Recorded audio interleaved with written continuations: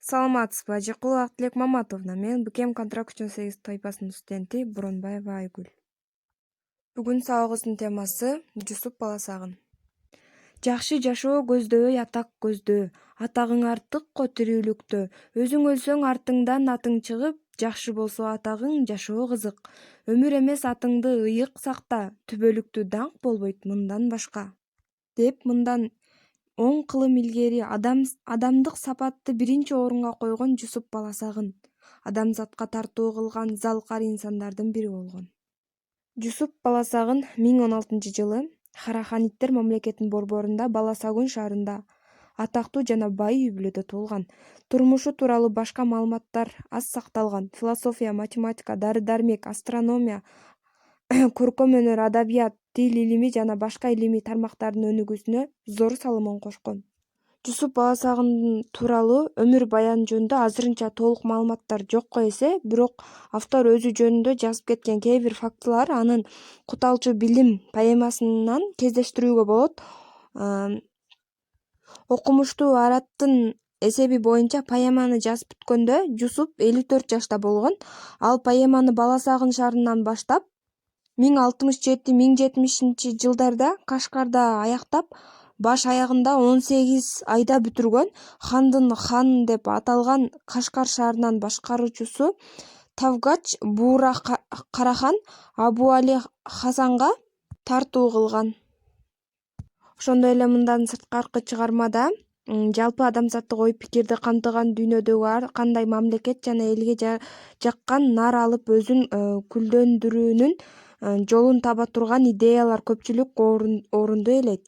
Ар түрдүү кесиптеги адамдарды илимди, билимди, ыймандуулукту, адилеттүүлүктү, акылды, абийирдүүлүктү, тынчтыкты, ынсаптуулукту, эмгекчилдикти даңазалайт да, ал аркылуу адамдарды мыкты сапаттарга ээ болууга үндөйт.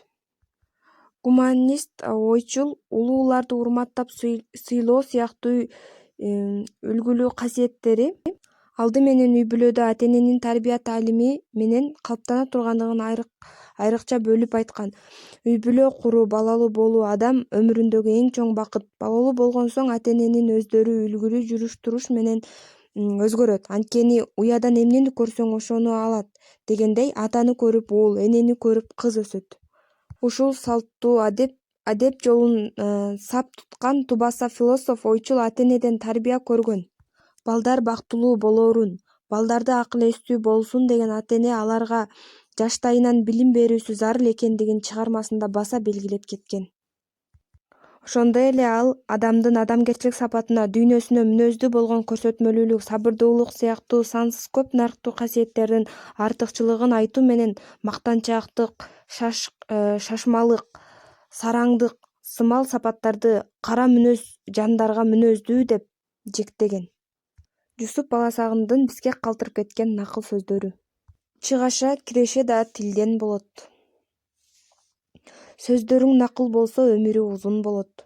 Тил накта башың аман болоору үчүн. Кордукту орой сөздөн тартып жүрбө. Төмөн сөздүн оң мааниси бир сөздө. Маңыз сөздүн бир көрө албадым пайдасын.